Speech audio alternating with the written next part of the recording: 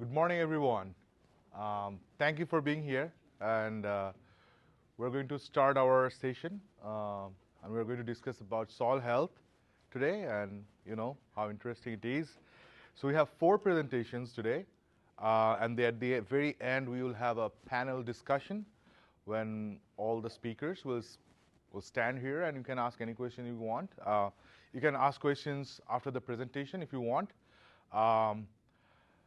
One thing is, if you're looking for, if you need CEUs, there is a sign-in sheet at the back of the room. You can scan the QR code and do sign in and sign out.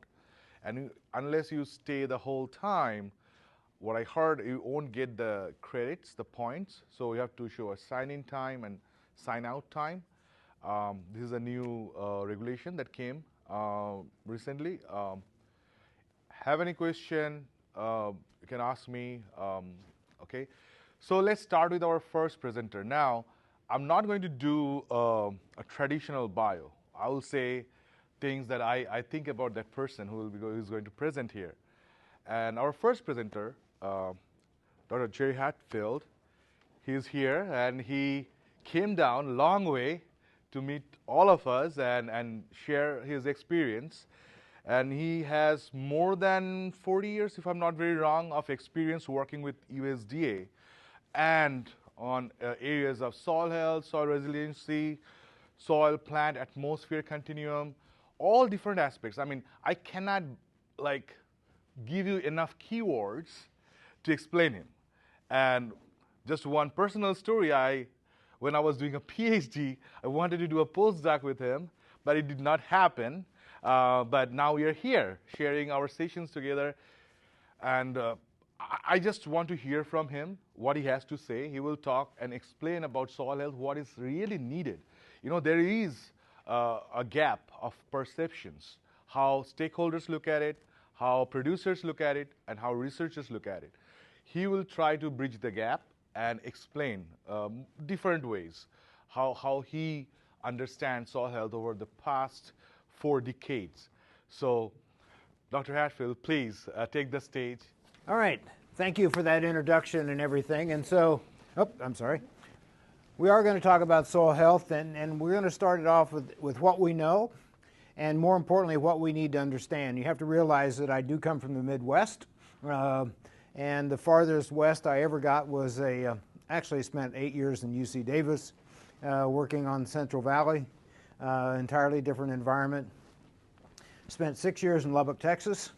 Now you're getting closer to semi-arid environments and everything. I was the research leader of the Plant Stress and Water Conservation Unit. And the last 32 years of my career, I've been back in Ames, Iowa, working on the soil plant atmosphere continuum. So we're going to talk about soil health today from the idea of really where we know, what we need to understand, because these principles really begin to play in here. So what is soil health? A lot of people try to relate soil health to human health, and I'm going, that's really not quite what we need to be thinking about. And so I take soil health and I put it into the ability to provide functions that we want from soil.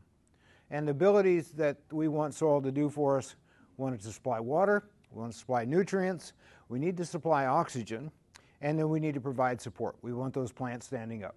So those 4 functions, there's actually 14 functions that the Food and Ag Organization gives for soil. Most of them deal with construction and road beds and things like this.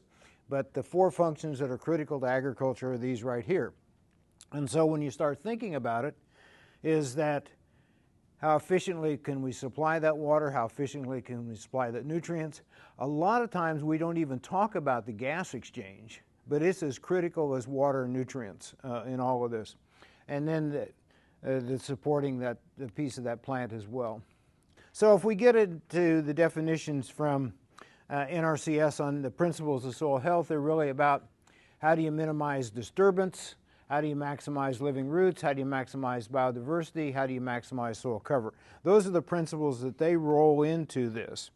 But when you start thinking about the systems that get closer to irrigated agriculture, the idea of minimizing disturbance, really, you got to think differently about that, because we have to have some intensive tillage to be able to do the things that we want in vegetable production, all of this and all of that aspect. But we can maximize living roots, we can maximize our biodiversity, we maximize our soil cover. Also, if you think about those principles of soil health, but then you think about this whole effort that everybody is now embarking on in terms of regenerative agriculture, because that has become the new buzzword that we want in terms of how do we regenerate our soils, is that these principles are involved in that. How do you maintain soil armor, which is really that maximizing cover? How do you minimize soil disturbance?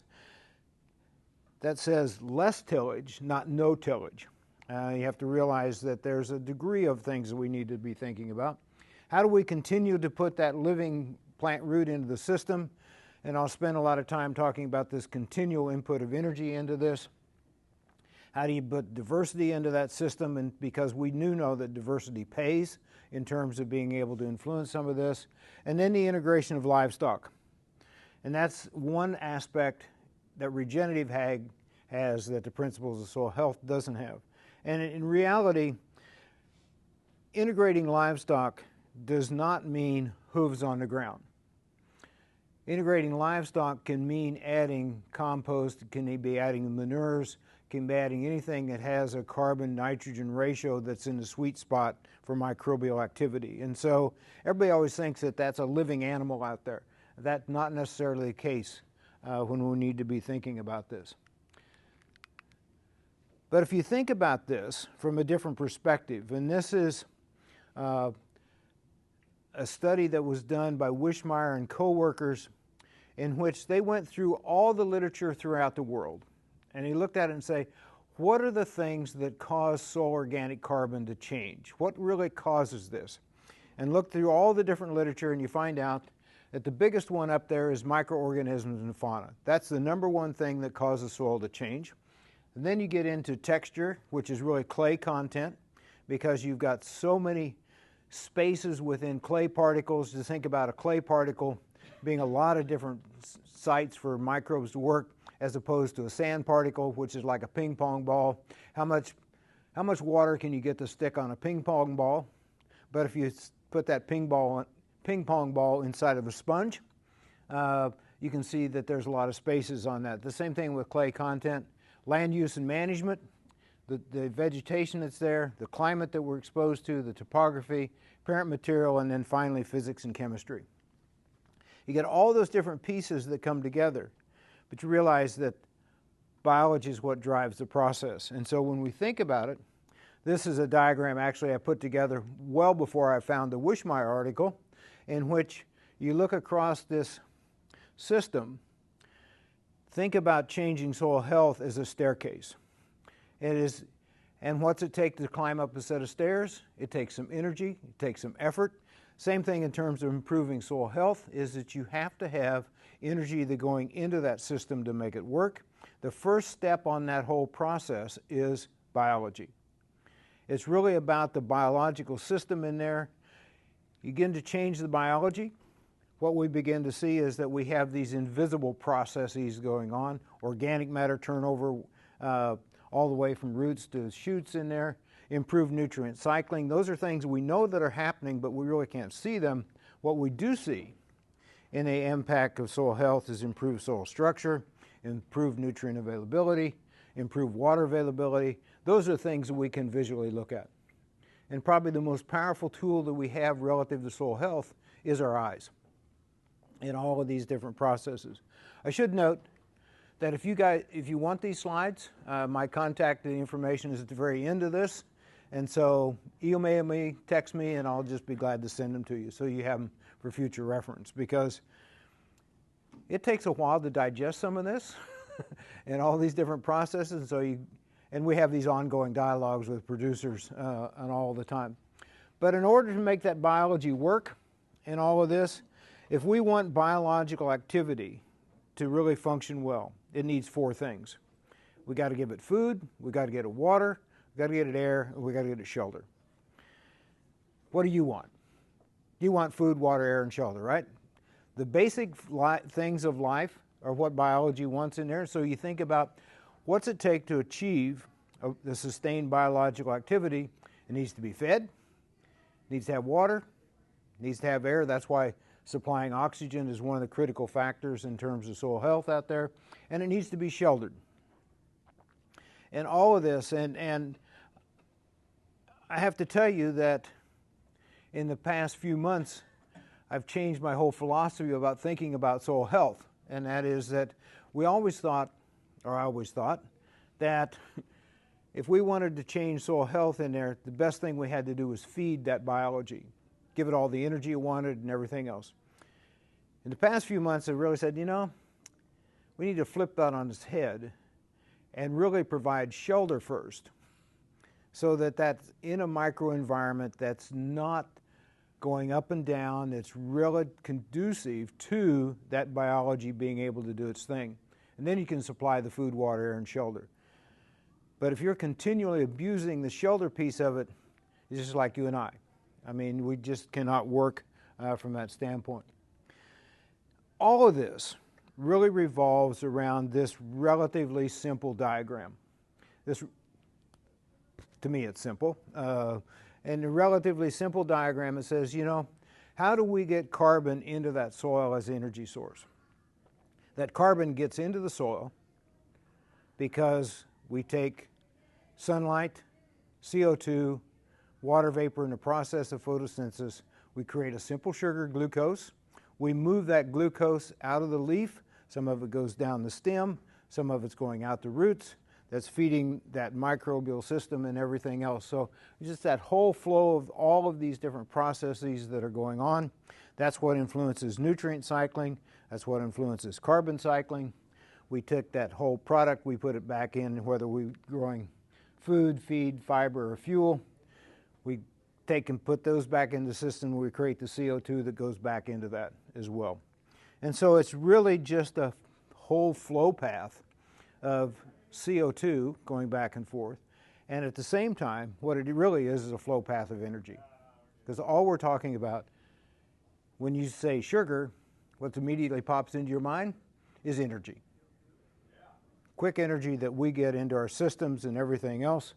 Same thing happens in all of this. I do a lot of work with people who do carbon markets.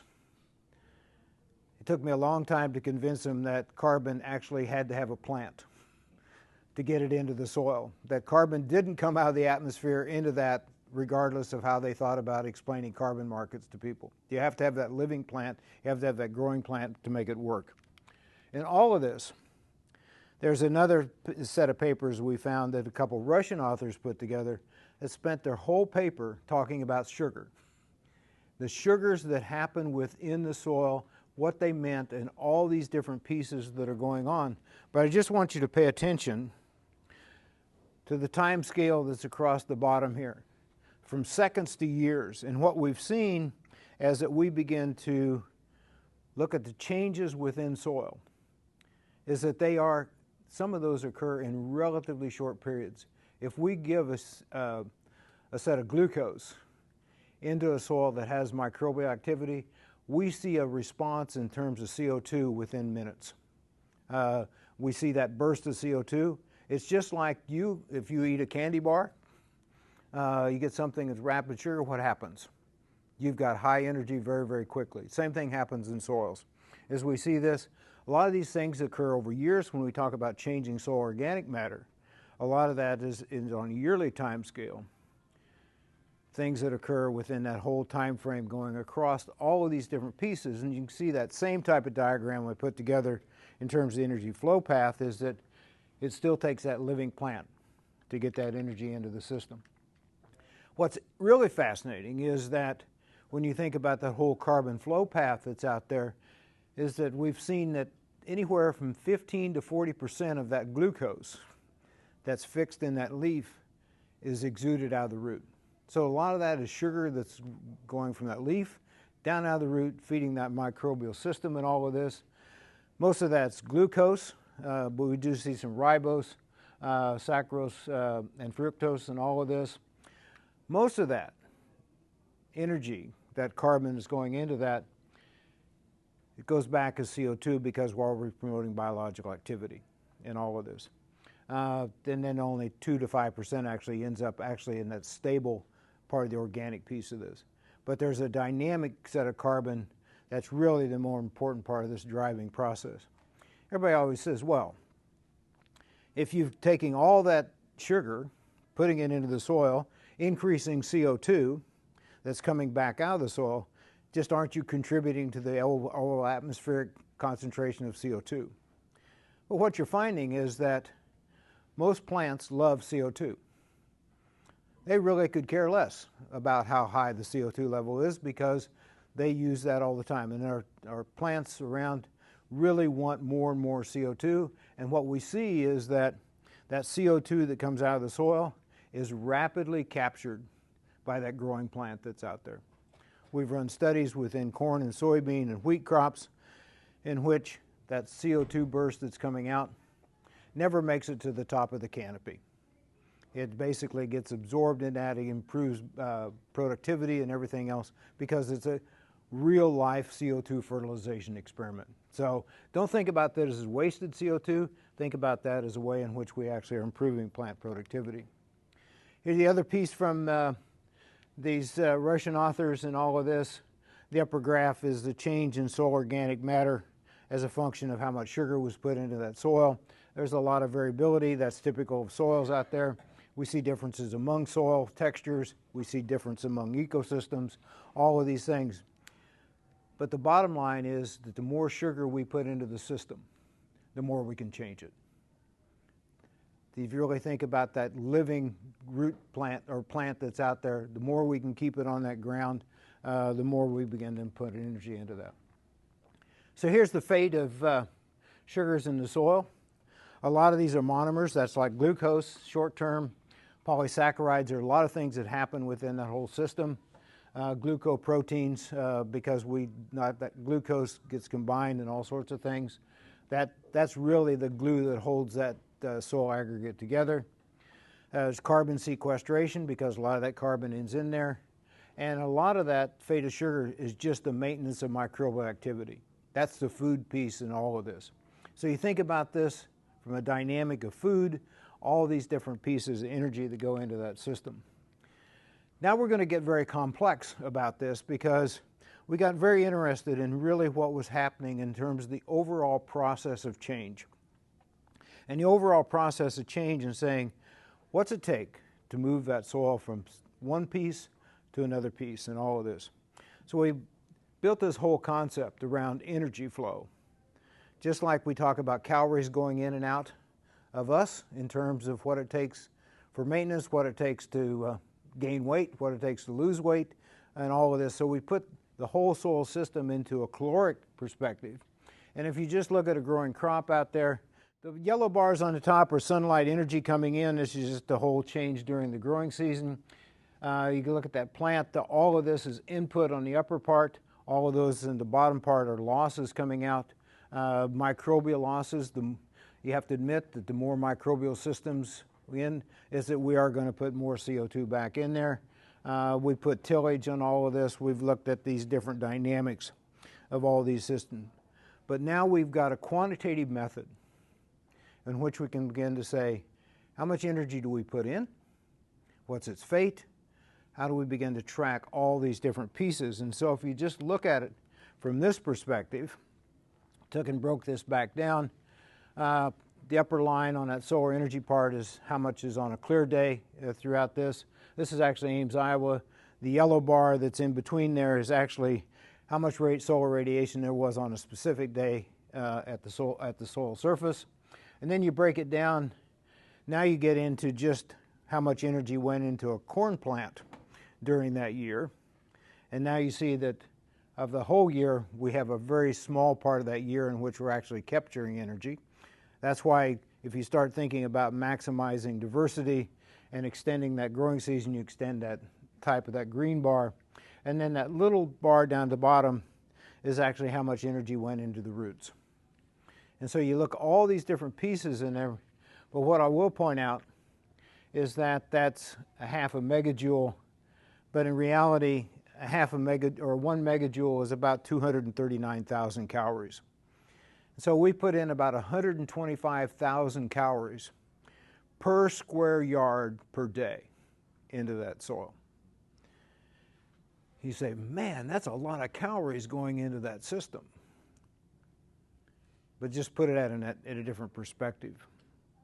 Is that you've all heard that a teaspoon of soil is about the equivalent of the whole population of the world in terms of microbial activity out there.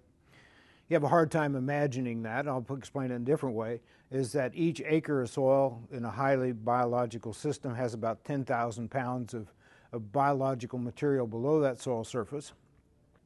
Visually, what that is think about 2 African elephants standing on each acre of soil. Now you can visualize what 10,000 pounds looks like. But more importantly, imagine what it takes to feed 2 African elephants per day.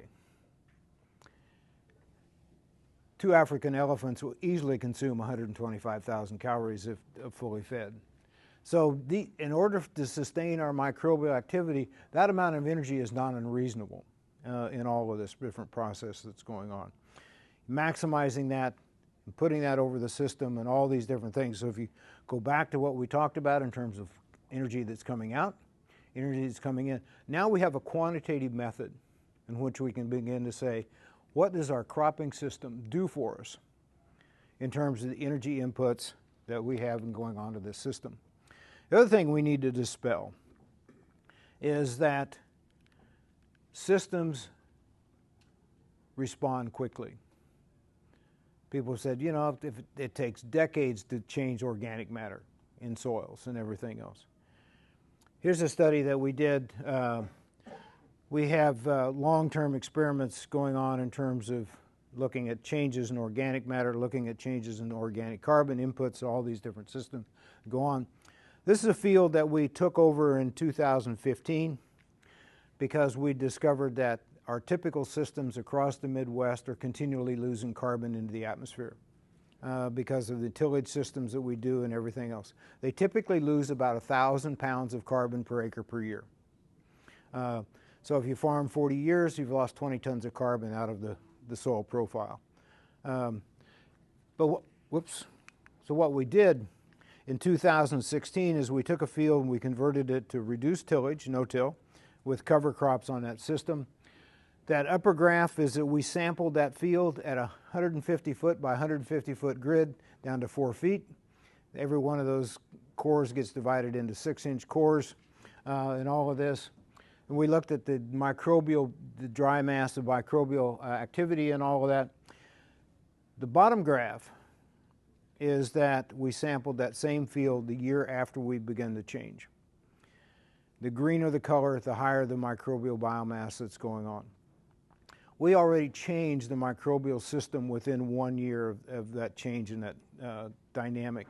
And it was really due to the fact we reduced the tillage, not so much the cover crop and all of this. We sampled again in 2018, same grid in the upper foot across that whole field. And we doubled the microbial biomass again in 2018. So we can see all of this. We've seen this in our controlled experiments where we begin to change the dynamics of the system. We don't change tillage in our controlled experiment, but we do change the amount of energy going in because of the crop that we put on it. And we can see that we can change soils within 140 days of a whole growing season. So soils do change rapidly given the amount of energy that we're putting into the system. But I'm going to take you on a journey right now. Yes, sir? What type of cover crop was it? That was just a rye cover crop. Yeah, that's just a straight rye. We've now gone to the more complex ones, but that was a rye to start with. I had to train my operator on that field of how to grow a cover crop because they're not used to growing cover crops. And so they tend to mess up at times, not get it on at the right time, not get it planted at the right time, and all these different things. So I had to work them through the whole system as well. So we had to start simple with rye. And the height of it, the density, it all comes into play, right? Yeah, it was terminated. We were terminating before planting at this time. Now we plant green into it. We let the rye get to about this tall before we plant. You know, it's really becomes a management issue in all of this. We can have a long discussion about that. But I'm going to take you on a journey, because this is a case study that we did, because everybody always wants to say, what happens when you begin to do these things? Because too often we talk about short-term responses. We talk about what happens within a year, what happens within 2 years. Wayne Fredericks farmed up in northern Iowa. This is in Mitchell County, Iowa. It's in the city of Osage and everything. Wayne started, he's 19 years of conventional tillage before he made this switch. In 1992, he switched to no-till soybeans. And the reason he switched from this conventional system to no-till soybeans in 1992 is that it froze and he couldn't get his fall tillage done. So he couldn't get his fall tillage done. He says, you know, I've been hearing about no-till soybeans. He says, I think I'll just try it this next spring. So he tried it this next spring. He has the same production out of it, didn't have any yield loss out of the whole system. Says, you know, why am I doing all this tillage if I can just get the same yield with less inputs? 2003, he switched over into strip-till corn, which we basically just create a little strip, and then we plant that corn directly into it. And then in 2012, began to integrate cover crops into the system and all the different pieces that went along with that. So along the way, Wayne and I do a lot of tag team talking, because he's from the production side, I'm from the research side, so we're often on programs together. So I asked him, I said, would you be willing to share all of your data that you've collected from 1992 through 2018 in terms of this? And I'll show you the data set that he gave us and all of this. But this is what his system looks like. The residue between the rows, corn plants coming in, narrow row beans between rows of corn that's out there, and then planting green into that system as well. If you look at all this, this is the data set that we got. So we have soil organic matter samples across the field.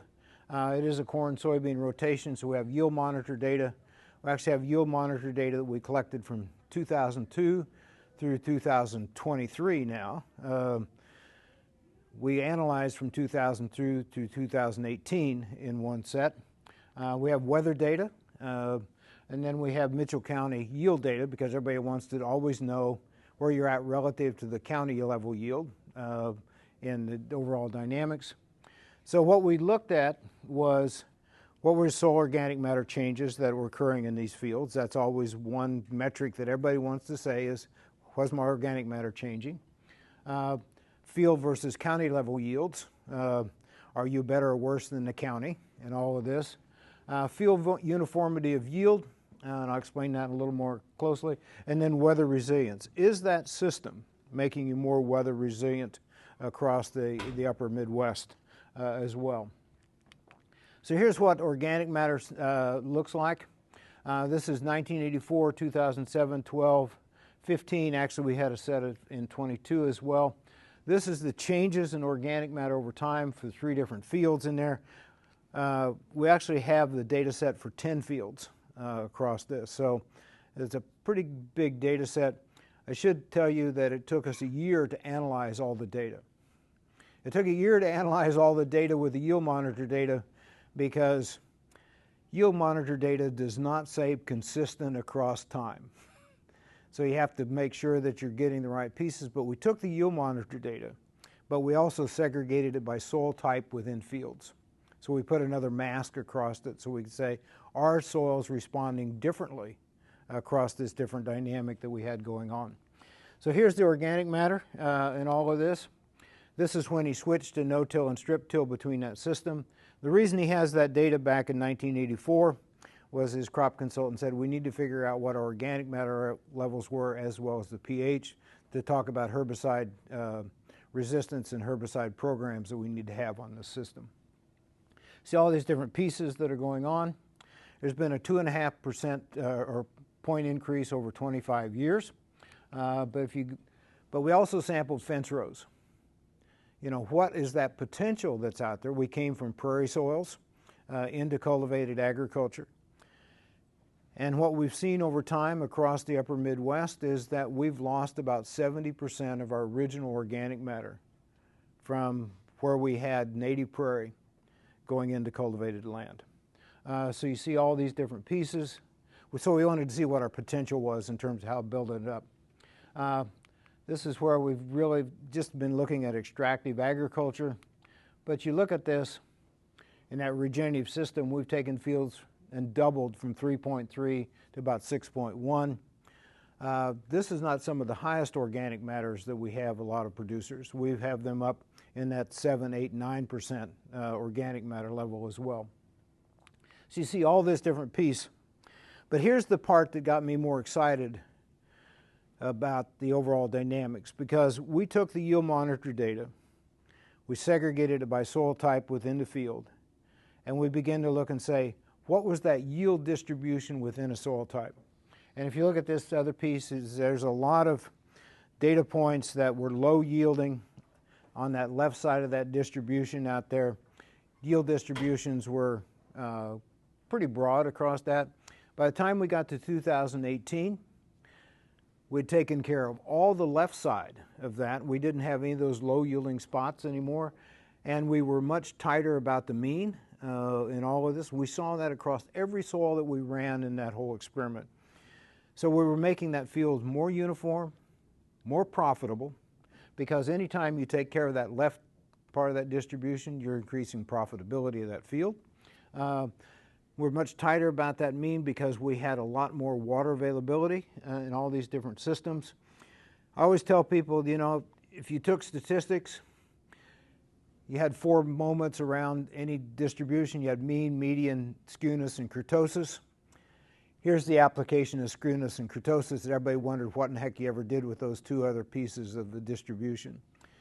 Skewness just tells me how that distribution changes. Kurtosis tells me how tight it is. Fall of 2022, Wayne called me from a combine, where he often called me about what was happening in the year, and he says, we always had one field that we had a sandy spot in it, that we were always low no matter what was going on, and we couldn't see that. He says, you know, I couldn't even find that sandy spot in the fall of 22. We had increased the organic matter level enough that we finally took care of that one poor spot within the field. So I think there's a lot of power in terms of how do we look at these distributions, how do we look at these different pieces of this puzzle that are out there. We also looked at it from this perspective and saying, how efficient was that system in utilizing water that fell during the growing season? You have to realize in this part of Iowa is that we typically suffer from too much water. I know that's not a problem that you all have, but we suffer from too much water in the spring. But we generally fill that soil profile up, and then we're dependent upon what happens during that growing season. What we see is that when we begin to look at water use efficiency, is how much crop do we grow per amount of water falls during the growing season, is that we begin to see that we had an increase of grain produced. The red bar is Mitchell County, and the purple bar is Wayne's data, both on corn and soybeans. Increases by about 50%. And the way in which we do this analysis, we take care of all the changes and hybrid changes that occurred over those 18 years. But more importantly is that we broke a correlation between seasonal patterns of rainfall. Is that because we had much more available water, much more dynamic systems that were going on, we see across the Midwest that the more it rains in April and May, the lower the average county yield. And the lower the average county yield because we flood out parts of that, we delay planting, we got all these other problems that go with excessive rainfall. Conversely, we see a positive correlation between average county yield and July-August rainfall. The more it rains in July and August, the higher the average county yield, because it's a high water use period of that crop. Soils that are low water holding capacities suffer from all these different problems. So we see these what we found in Wayne's data over time is that we didn't see these correlations. We were able to plant on time. We had water availability. We had all these different pieces. So it really becomes a water dynamic. Quick question. Yeah. On your sandy ground, did you see an increase in moisture retention? Oh yeah. Well, I'll get. Oh, Yeah. We see an increase in moisture retention. That's part of what this water use efficiency was for, is that we had more water available. We're making not only more efficient use of that water, but holding it when that crop really needed it late in the growing season. So we do see a major increase in water holding capacity. In fact, I'll get to that slide just in a second. And then nitrogen response, because we had water available, we hadn't really changed nitrogen rates across that, but we're growing more and more corn and beans all the time, so we're getting much more efficient use of the nitrogen that's out there. We also saw over time that there was less variation among years in the yields as well, because water is the primary determination of yield responses and everything. So going back to this, you know, if we want that biology to work, is that we've got to have food, water, air, and shelter. Maintaining that soil armor in all of this is really about that continual cover. What we see there are three things that occur immediately when you begin that cover out there. Is that first we influence the infiltration rates, because the raindrop energy and even sprinkler irrigation will hit that vegetation, move slowly down through that, and maintain infiltration rates. In fact, we often have infiltration rates, a lot of producers we work with, that are in the 10 to 12 inches per hour rate. So we can move a lot of water down there. The second piece of this is very important, is that we reduce our soil water evaporation. We're not evaporating back to the atmosphere, and we're letting that crop extract that water out and put it back through productivity. And then the other piece of that is the plant roots are very near the surface. We do a lot of excavation of where the root systems are at. We find it under that cover out there as those roots are within that 2 to 3 inch of the soil surface, which means that they can make use of light rainfalls. That's also where a lot of the microbial activity, nutrient cycling is going on, so we're seeing a lot of advantages from that standpoint. The other piece of this that when we talk about maintaining soil armor, is that it reduces the temperature extremes that are out there. And I'll just give you this point, is that we find between rows of corn and soybeans in the Midwest is that we'll get surface temperatures that are extremely high. Not extremely high as you get in the desert environments, but for us it's extremely high. Is that anytime that we get a soil temperature above 104 degrees Fahrenheit, we begin to denature protein. And so maintaining soil temperatures above 104 basically sterilizes that soil, and you all know about soil sterilization and everything. So we actually looked at across the whole series of years and asked ourselves, how much time did that soil get exposed to temperatures above 104 degrees from the time of planting until it began to really shade the soil surface? And you see there's some years that were excess of 100 hours that we basically cooked the life out of that soil. So you see all those different pieces that go on in that activity. And this is where I begin to change the whole philosophy of thinking about this from a standpoint, is that here's the implications of having no shelter or having no protection above that system, is that when we don't have that shelter out there, we get to 120, 130 degrees Fahrenheit between the rows and temperate. We get to 150 to 160 degrees in semi-arid environments. We found that when I was working in Lubbock, is that we had all these different pieces. We had very rapid drying of that soil surface, because you get 160 degree soils and you put a little bit of water on that, that evaporation rate is enormous. The other piece of this is that when we change that shelter piece of this, is that our small plants are subjected to one of the most extreme environments on the earth. The extreme environments on the earth, you think about 150 to 160 degrees Fahrenheit, 0 water in an atmosphere because it's a dry soil surface. So that plant's struggling against high temperatures and an evaporative demand that's enormous. And so they struggle to keep enough water moving on for the maximum growth. In fact, when I was in Lubbock, we ran an experiment where we actually planted cotton inside of standing wheat stubble, as opposed to planting it outside of and all of this. The leaf size and exposed out in the open environment was about this big around. Put it inside that wheat stubble, sheltered microclimate, the leaf size was about 4 or 5 times bigger. Because we took the atmospheric demand off it, we put it into a sheltered environment and all of this. So we got to think about it from that standpoint. If you put that shelter piece out there, is that we change the whole wind environment, we change the microclimate, the system is protected from the extremes. We reduce that rate of water loss coming in or out of the system. It gives a microclimate where the plants grow with less stress. But the soil surface and near soil surface temperatures are near optimum for biological activity. What we've seen in all that graph where we had the high temperatures is that most of our soil temperatures were in somewhere in midday, mid-80s, 85, 86, which is really the optimum range for microbial activity.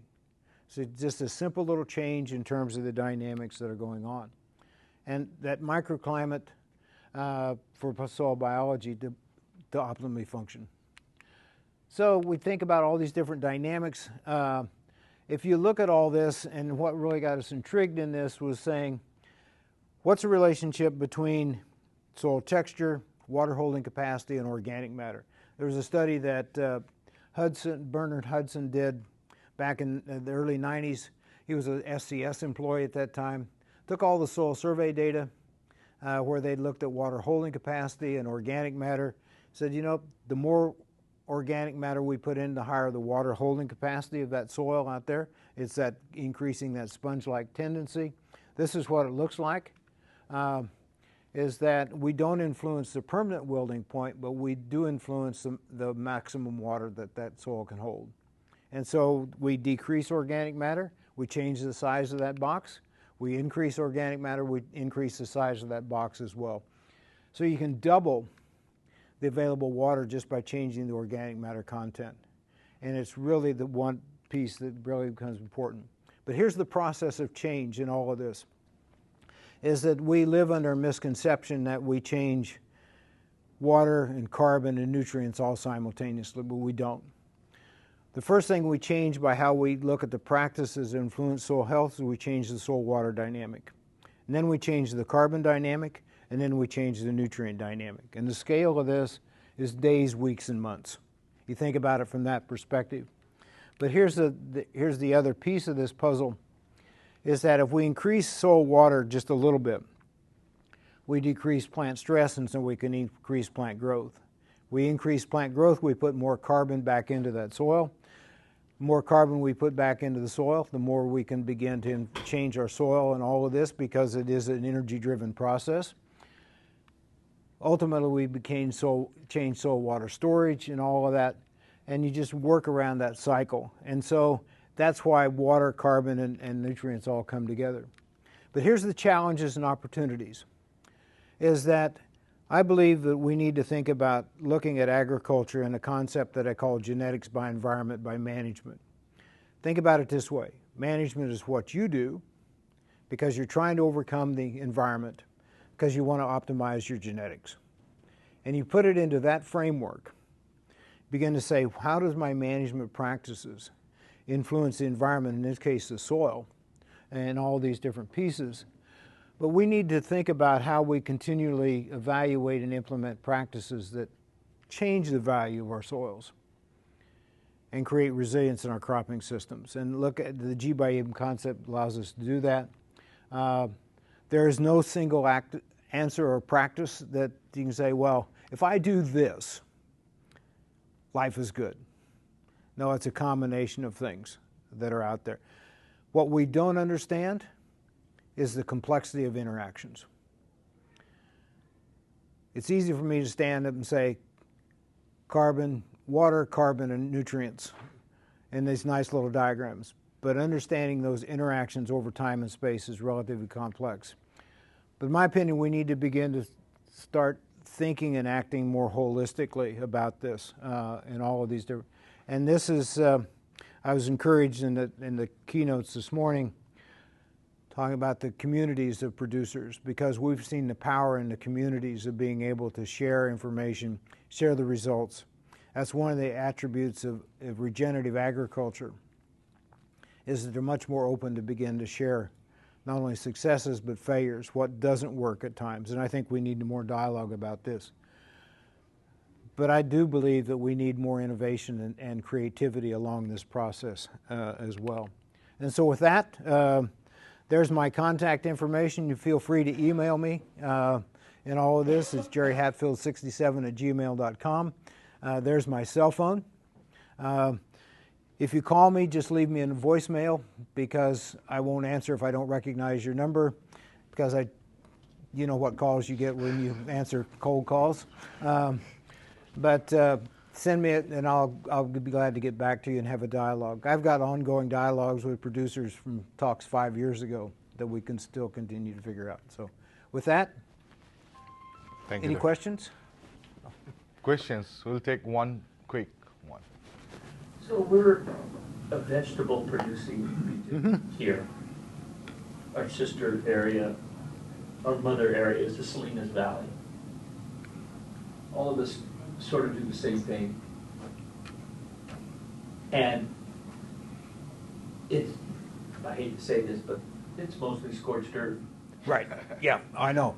And how do we fit in? It's not that we don't believe or don't want it. It's rinse structures. It's cleanliness that you need there for the crops that we grow. Insects, a lot of things, and a lot of us have tried things. And right now up in the Salinas area, if you saw what they were doing to get out there and plant in the midst of all this rain, you'd be amazed. It's absolutely amazing out there. But if any piece of ground has got a cover crop growing on it, it is unusable, unapproachable. I don't know the word. You can't get out, you can't get in it until May, something like that. And then it's a complete tillage situation where right now there's beds that are kept completely clean, that they just go out there, barely run a harrow across it 2-3 days after rain. They run a harrow across it with little track layer tractors, and away we go. Yeah. And I don't know how we fit in to how we could do something that's.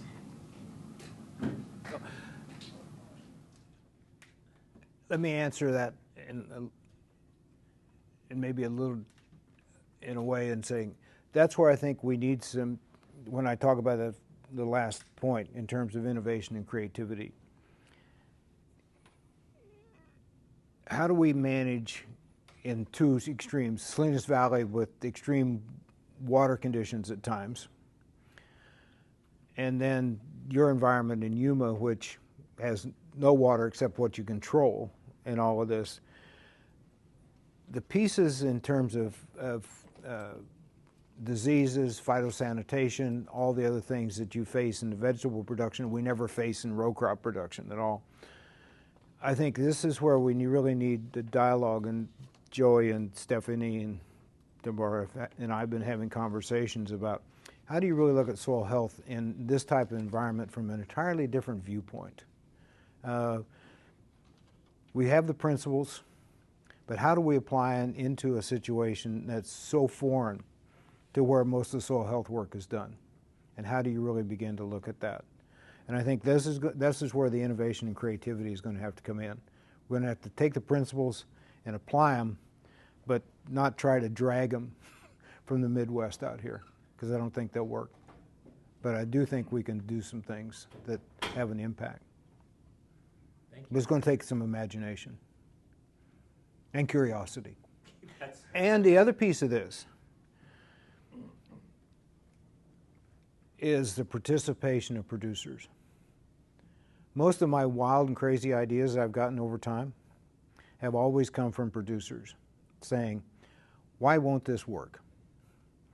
Or why can't we try this? And so I'm a firm believer that it's a partnership with producers, Dave. Yeah, some of our challenges, I think, go back to this shift back to land rent. We agree with what you can maybe put a cover crop in, but can we afford to do that? Right. Yep. We put it in and then we don't pull out till May, we get one crop. Well, land rent doesn't make sense. No. That's why I think that's, how do you look at cropping mixtures across that? I got that question a long time ago, was how do you grow cover crops in water limited environments? And my answer was, you don't grow cover crops in water limited environments.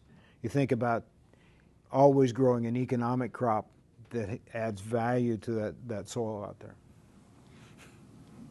How do you view how do you view compost then? I think you got to be very careful about compost, and again, back to the phytosanitation piece of this puzzle. That's where I think we need to have dialogues about it. Yeah. How do you deal with the fact that most of our crops don't have over-the-top herbicides or no-till type situations, because of the genetics? I mean, that's the other piece that makes it very difficult to adjust out here. So there has to be some other. It has to be in some other method that gets back to the innovation and creativity piece of this puzzle. Yeah, you don't think things over the top, so. Our next presenter, Dr. Joey Blankinship, and he will be talking about the new initiative, which is DASHI. As you can see, Desert Agricultural Soil Health Initiative. It's a partnership between YCEDA and university. He's leading the program, and he will talk about that program and give you some updates. All right, thank you, Debankur. Yeah. And I just wanted to say, I think everybody else is lost. There's not enough people in here because soil health, right? I think they're just lost trying to find this room because, there's a session on pest management. Well, that's related to soil health. There's a water session right now. That's related to soil health. Plant disease, artificial intelligence. There's a lot of that going on in soil as well. So, fertilizer management for sure. So you're in the right spot. I want to start off by saying that. And I also want to say, I think those questions at the end were very, where are the why? I don't even have to say why we're doing this because you've already answered for me, like why we need this different context and an initiative for soil health here in the desert. So I'm going to talk about the context, the approach, accomplishments so far with this initiative that will likely last decades into the future, assuming we can get Foundation and USDA and maybe even NIH. I know Jerry said that it's not related to, not necessarily related to human health, but there's so many implications because you're not just producing corn and soybeans, right? You're producing nutritious vegetables that really sustain humans here. And then I'll talk about some of the next steps. So the why that we need more information about soil health, I think one of the best spots is from an extension bulletin by Robert Masson in 2020 that found that 77% of respondents, it was the highest rated need for more information. And it was about soil health conservation. It was either preferred a great deal or slightly preferred. So there's a need from UMA stakeholders in particular, but I would say that because we already, I mean, when you're talking about 7% carbon, what the heck? Like we're lucky to get above like 2%. I mean, and oftentimes our desert soils start off with 0.5% or 0.3%, right? So I'd say we're on that edge where we have less room for error in terms of improving soil health. So I think it's even more important here in the desert. So some of the overarching challenges, if you're not aware, deserts, which include arid and semi-arid climates, account for 44%, almost half of the world's croplands. So almost half of the food in the world, meaning over 3 billion people at least, are being fed in arid and semi-arid climates. So how can this continue if the world continues to become hotter and drier? I won't use that term climate change. We know it's becoming hotter and drier, right? Because climate change can make defenses in people, right? You get all defensive about it, but we know it's getting hotter and drier. And if we don't produce nutritious fruits and vegetables in the U.S., let's look at this in terms of a national security. I think the pandemic taught us that, right? If we don't produce our food, say at least locally or within this country, then we're going to need to import these foods. And then there's those food safety issues in other countries, right, that you have to deal with, and imports and the costs. And we can go back to this on the myplate.gov. They recommend that at least, I mean, I'd say that's more than a quarter, right, of, and there's a lot of fruits that are produced also in the Yuma area. About half of our plate is recommended to be fruits and vegetables, right? Eat your vegetables, and it's really important. The only ones that don't like this, right, are pharmaceutical companies that want to continue to write drugs. But food as medicine, right, is really important. And the key is that was really reached there at the end of the last session is that current soil health science fails to address agricultural sustainability in arid and semi-arid regions in the U.S. and globally. So we truly need to know more about desert soils because desert croplands have unique soils environments that required tailored solutions. So here I'm showing this, of course, this region ranging from the Yuma Valley out to the Gila Valley. So why is the current state of soil health science failing desert ag? Well, this is a climate map, and this is, you know, you're here in Yuma, the hottest, driest agricultural region in pretty much North America. We just happen to have the Colorado River water. This is where soil health assessment has mainly been developed, right, in the east. There's Cornell University and the Soil Health Institute, which is in North Carolina. So that's where a lot of these people are thinking and coming up with ideas, right? I would argue that this is where, sorry, Jerry, you know, Iowa, Midwest, this is where most of the management has been developed. I've been to a soil health conference that should have just been called a cover crop conference. Just like grow your cover crops, right? Before it gets cold in the winter, throw your seeds out like Johnny Appleseed and just wait for the crops to come up. You know why we don't do that here because of you know, the year-round growing season. We just said there's that question about the economics of it, about that we, so we're really, in terms of assessment and management, are really, we're failing in terms of the knowledge being developed. So therefore, there's this need, and I'm actually on sabbatical now and have been able to be much more present in Yuma. You know, some people go to Italy or Tahiti for their sabbatical. I'm coming to Yuma because maybe it's probably having 4-year-old twins. I'm thinking about the future more. I'm thinking about how do we sustain nutrition for my kids and their kids and so forth. So we need this initiative, and the rest of this will be describing what this is, what the steps are, and I really want to say right now that there's opportunities for all of you to be involved, whether you're a producer or in the ag industry. I know I've talked with some of the, like say, compost producers or biological products. There's a need for partners. So I'm working most closely with the Yuma Center of Excellence for Desert Agriculture, YCEDA, particularly Stephanie Slinsky, the interim director.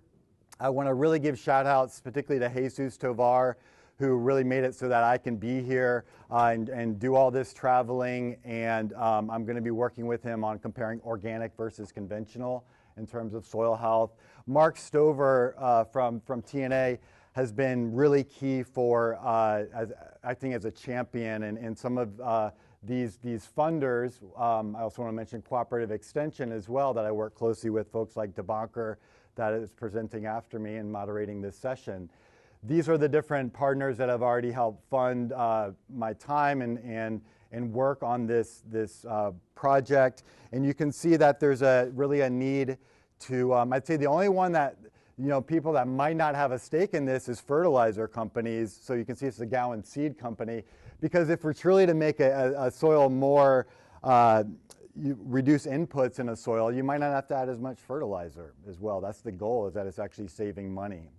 So the mission of DASHI, the Desert Agricultural Soil Health Initiative, is to think 100 years into the future to sustain desert agriculture and livelihoods for the next 100+ years. As I already mentioned, to sustain human nutrition and wellness. And I'm going to talk a little bit at the end about the need. It actually came up during the keynotes this morning that there's a need to include policymakers in this. And there's a need to get us on the map in terms of the Farm Bill and at a nationwide level. Hey, we're doing important things here in the desert. So a lot of people just say, why do you even grow food in the desert, right? And I think we all know the reasons why, because there's productive systems on an annual basis, and unlimited sunlight, and temperature is rarely limiting as well. So we're trying to be as inclusive as possible in terms of stakeholders. So the foundation of this initiative are these interactions and these relationships and collaborations between growers, researchers, not just soil nerds like me and Jerry and Debankur, but economists and social scientists as well, and thinking across physics, chemistry, and biology, which is really important and why I think soil health has really resonated even for big ag. And then the broader ag industry, I'm really referring to fertilizer companies, seed companies, equipment companies, biologics, compost, this broader industry that's supporting the growers. So all of these relationships are important, and this needs to be extended, and this should really be a two-way arrow, is that including government like the Agricultural Research Service, CCAs and PCAs, and we're really trying to involve foundations and philanthropy and so forth, which I'll mention later on. For example, the Rockefeller Foundation is very interested in food nutrition. And the overarching sort of umbrella for this initiative is strategic planning. So strategic planning was just a kind of a buzzword for me until about, I don't know, I've probably done it without knowing it, but until about, say, 3 or 4 months ago, when I started reading, which is showing some of the books on the right. And if you're not, I mean, you industry people, and this is a well-known, companies use this, hopefully, right? You have a strategic plan, which is a process of defining the organization's strategy or direction and making decisions on allocating its resources. That's what's really needed for soil health research right now. It's very disjointed, where some researchers are doing this, some are doing that. You get together like a band for a few months, you work on a grant proposal, and it probably doesn't get funded these days, so you just head off in different directions. So what we're really trying to do is have these interdisciplinary teams that are perpetual, that last for years and decades into the future. So we're in that process now of getting researchers together. I'll tell you in a minute, I've narrowed down to about 4 strategic goals. If you have too many goals, then everything just balloons at the end, and you have 3 strategies per goal, say 3 tactics or action items per strategy. You don't want 50 to-do items at the end, right? You want a manageable, say 25 or 30 action items at the end. So what I'm doing in the process of really, I'd say, directing, I'm not, and just trying to, and it really is like an orchestra director, you're just trying to keep all the pieces together and connect the dots, right? And so we've started, which I'll mention here in a minute, with grower and industry input. We've gotten some researcher input and in the process of doing that now. And this leads to strategic planning, a process that will be happening this spring and summer in particular. I'll be having a lot of meetings, both virtually and in person, with different federal agencies like USDA. Finding these are two-way arrows, because it's like, okay, here's our idea, how can we align, and they can provide feedback. So we're really trying to get lots of research funding. That's ultimately what's needed for this. As I said, we don't know enough about desert soils. We need to do this with foundations, with rich people, right? Philanthropists. There's a lot of this interest in soil health, and we need to leverage that. And then even engaging with state and federal legislators. So I'll be doing a lot of these meetings, including trips to DC this spring and summer. And ultimately, this strategic planning will lead to team building. And this is across not just university researchers, but researchers from other agencies, from non-governmental organizations, industry people. Growers are going to be part of these teams as well, in different industries, say manufacturers. So what we've done so far is one-on-one interviews, including both, actually no, see this is growers, with a lot of the major growers in the Yuma region in particular. We're working with a professional facilitator to sort of act as this third party in gaining this information. We had an inaugural grower workshop, which some of you are involved with, back in November here in Yuma. There's Debankur presenting. This was over at the Yuma Sheraton Four Points. And what I think, rather than start from the ivory tower, right, and go out and tell growers, this is what soil health means, this is how you should measure it, we really wanted, it was important for us to start with growers. And what does soil health mean to you? Some of the best two answers, and there are many more than this, was an invitation to look holistically. I think that's really key about soil health, is that it involves, it's not just fertilizer management or salt management or this or that. It's all of this together, and how do we balance this? And supporting the growth of healthy crops now and 100 years from now. So it's not just responding to an E. coli crisis and then it's over, right? It's thinking decades and centuries into the future. How do we continue this? Now, I'm throwing a lot here. Our next question that we worked in working groups was about what are key obstacles or barriers preventing improvement of desert ag soil health. I'll just read the bolded words. Money was one of the top ones. Managing salts. Salts popped out to the top, so to speak, right? It really is something very different than people in other parts of the country don't even think about salts. Unsure how to use compost, the cost, the supply. There's not enough compost right now for everyone to be using it. Food safety, snake oil, for lack of a better word. There's something like 3 or 4 new startup companies every day related to soil health and biologicals. No offense for those that have that, but you realize there's a lot of competition out there, right? And how do we figure out which ones of these are effective in desert croplands versus ones that aren't? The effectiveness of cover crops, we already touched on that. Tillage effects and which practices are compatible with tillage. Effects of water treatments, sanitation, disease. No incentive to improve leased land. If you're leasing your land, it's kind of like, why would you remodel your kitchen if you're renting your apartment, right? Like, what's the incentive to improve soil health when you're just leasing? And no standard. That's really key, that there's no way of going and saying, like we go to the doctor, here's your cholesterol, here's a normal range of cholesterol, yours is too high, therefore here's the treatment, right? So there's no equivalent of that for many aspects of soil health. And then the final two, I'm skipping a couple just for the sake of time, but we also had about key knowledge gaps, and then we asked, what guidance do you have for researchers? Look for practical and economical solutions rather than just more knowledge. Oftentimes as academics, we're curious, right? We want to learn new things, but it needs to be economical and practical. And the healthier a soil is, the fewer inputs that are required, and therefore the greater the economic benefit. I think this is the so what about soil health. Why improve soil health? Because then you shouldn't have to add as much pesticide. You shouldn't have to add as much fertilizer. You shouldn't have to add as much water.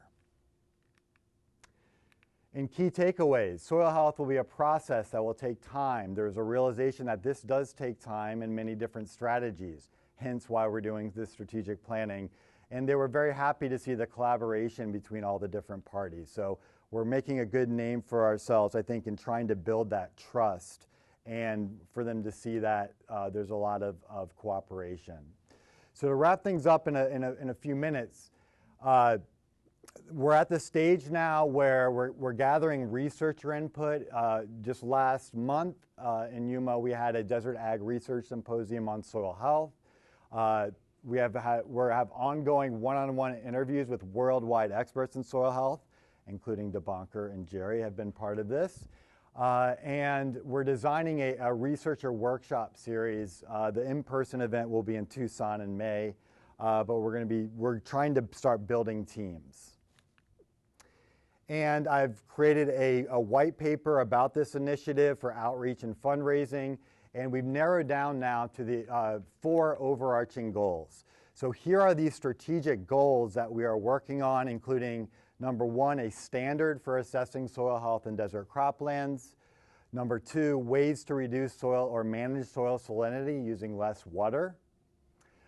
3, techniques to manage soil health while ensuring food safety. So all these biologicals and say compost and so forth.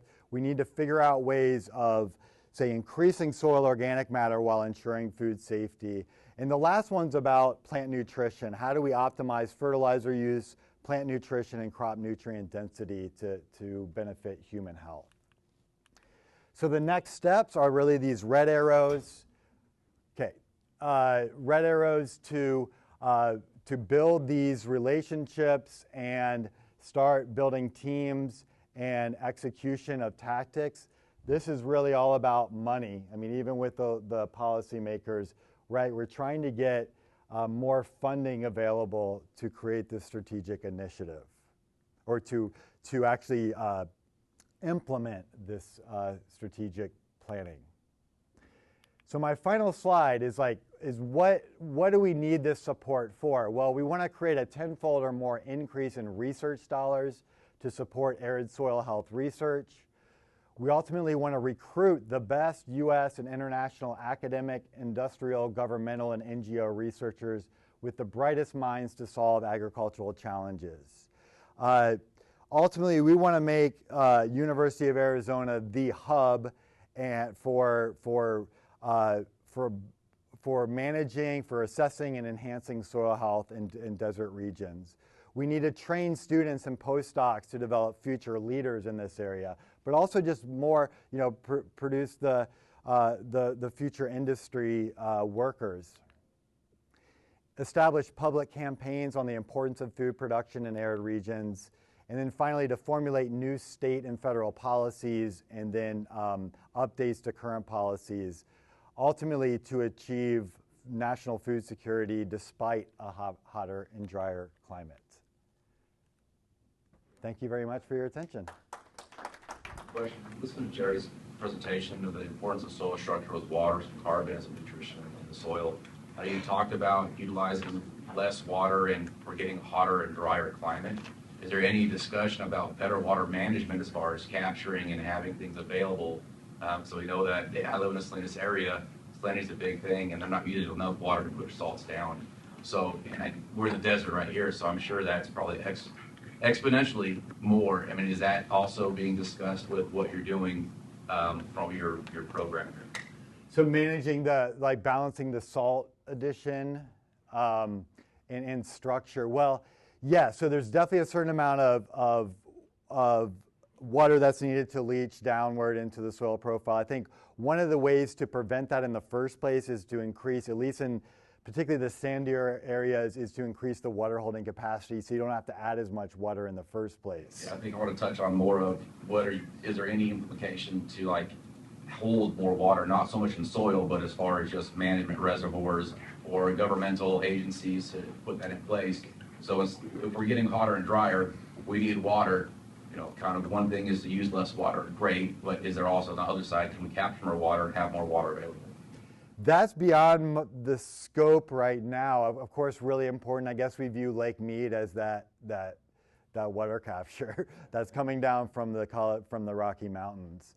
At a more local level, there's probably better experts in here in terms of when you're only getting, on average, I know it's been a weird year, but say 3 inches of rain per year, that's not that much. When you're adding 6 feet of water or whatever, 6 acre feet of water, 3 inches isn't very much.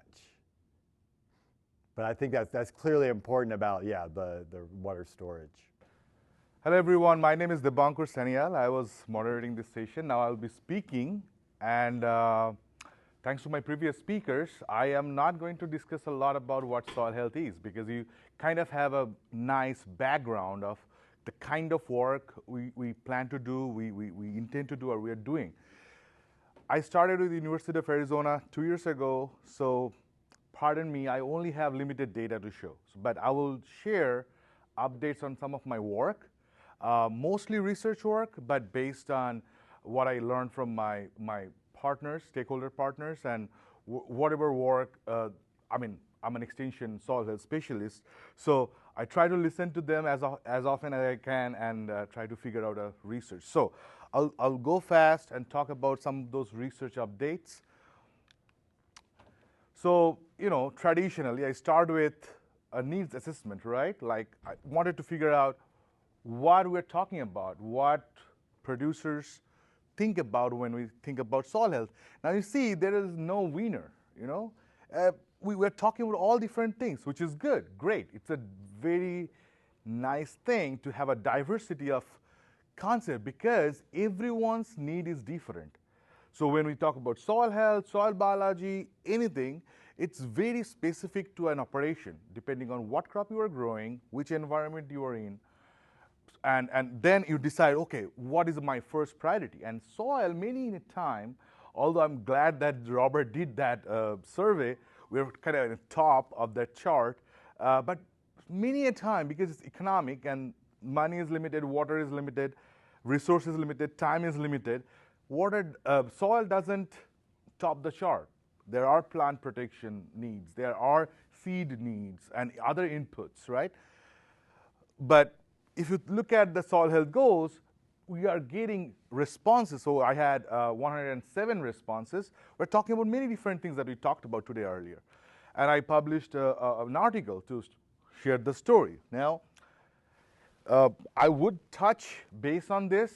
You don't have to remember all these things. Just remember these are different soil health indicators, as Joy mentioned, kind of defined and designed by the institutes that created or started this dialogue.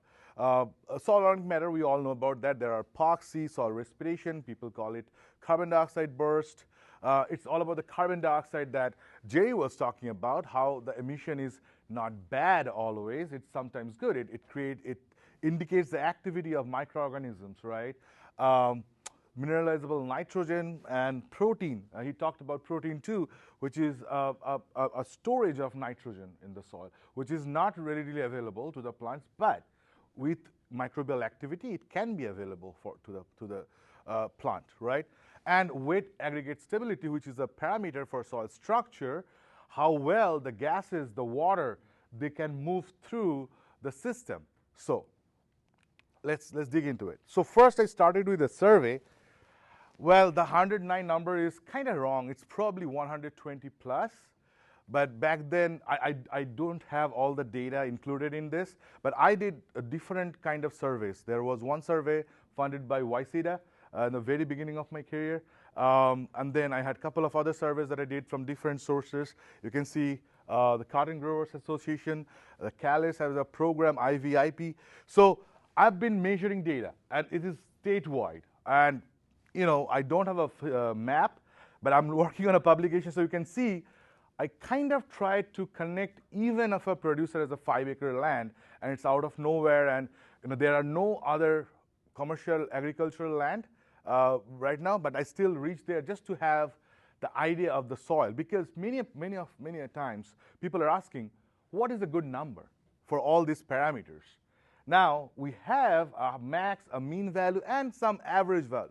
But I am also working region-wise, like if you're Central Valley, you have different values. If you're in Yuma, you have different values. And then you go north, you have different values, right? So I've started preparing those because I share those reports. And Steve is here. Steve will get one very soon. I'm sorry, it's just taking too much time. Like reports, like where you stand compared to the other parts of the state, compared to your region. And what kind of recommendation we can do, and then there can be a discussion, and that's how we move forward. Okay, about sanitizers, I will not say much. There was a concern about sanitizers being antibiotic, killing a lot of beneficial microbes in the soil, and I never heard this term before 2022. I came first time, met Mark Smith in his office, and he mentioned that, and I had no clue. I talked to Chana, and that year, 2022, we got funded with a project from Specialty Crop Law Grant through AZDA, Department of Agriculture, and we're looking at soil health effects following sanitizer. Now, with the first project that we started that I'm going to show data for, it only looks at those soil parameters that we talked about and soil parameters, mostly not much biological parameters. But we recently got funded another project last year, like 2023, when we're looking at real biological communities, and not only biological communities, because many studies stop there. We're also looking into biological functions.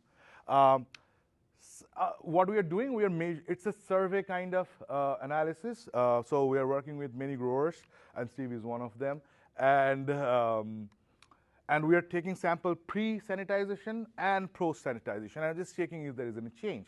Now, these products are very volatile, right? And there are different kinds of product, different modes of action. Let's see what we see. We have seen nothing. There is no significant effect on soil health parameters, recognized soil health parameters. We did not look at biology yet. But we are seeing some indications. Epoxy, which is a source of readily available carbon for microbes, we're seeing some change. It actually increased after this. Why it increased? So there were carbon, but no one used it. So is it damaging microbes? We don't know. We have to look at the data. But we are seeing a reduction in soil protein. By the way, all these numbers are kind of average of 7 different sites around Yuma area. I cannot tell all the names, but yeah, definitely Steve is one of them. But yeah, so this is average. We did not see any statistically significant difference, but we see some indication that we're losing soil protein. Now, our number initially is too low, 0.43, okay? It's already too low, but still, some indication, and we'll dig into it. We have second years of samples, so we'll look into it. Now, we wanted to differentiate between what type of sanitizer, so chlorine-based versus PAA-based. And I think there were a couple of reports that talked about that PAA might be more antibiotic in nature and probably killing more microbes. So we actually saw that trend. It's a little bit more difference, but these are not significant for each fields, because look at here. Some fields, so all those 5 sites I showed, some of them, there is an increase, some of them, there is a decrease. So we don't really know unless we look at the biology and the functions. So I cannot comment on this, but I see some indications. I heard from some growers, they're concerned. We will have some data coming, okay? We talked about cover crops. We know how it is important. Now, one thing I did not write here is the fertility part, the green manuring part, because really don't work here. But what I'm mostly trying to see is, okay, 11 minutes. If we can use the cover crops as a cash crop, kind of cater the need of off-season livestock feed demand, right? We cannot grow alfalfa in all our acreage, so we don't have that much water. So we have to find off-season feed. Then what? There are a lot of single species crop that are grown, but we lose the diversity a little bit if we grow just a grass like monocrop. So I try using different mix of crops. Now there is another thing. We do apply a lot of fertilizer to our cash crops.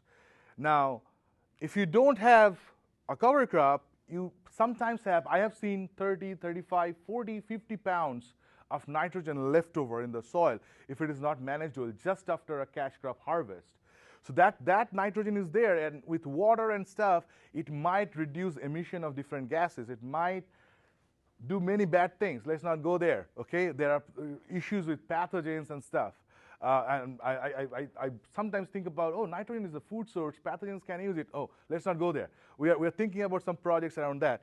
But the idea is cover crops can also take up that nutrient, bind in the residues, and release it back when incorporated.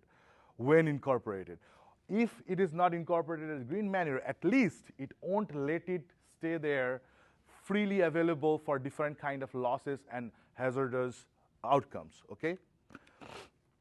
So this is at MAC, Maricopa Ag Center. I had a wheat barley trial before this, and I did not put a lot of, I'm a soil scientist, so I don't put a lot of fertilizers.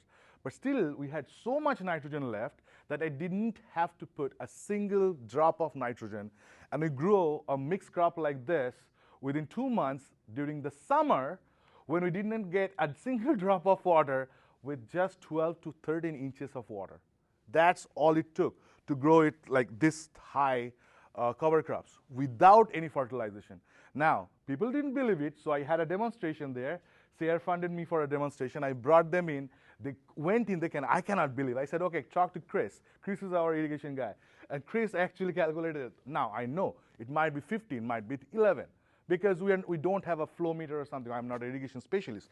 The deal is, it's not a lot of water, and there are a lot of nutrient available that this cover crops can. And what I did, I'm looking at feed values and soil health improvements, right? So I do different. Right now I have a crop, which is our winter crop, and it's also mixed. I play with different mixes. I play different carbon-nitrogen ratios, more grasses versus less grasses in your mix. And I try to look at over the season and for different cash crops. And these are all different species I use some point of time. I have some producers in Nebraska, some seed dealers in Nebraska, green cover seed I work with a lot with them. And there are some California folks I work with them.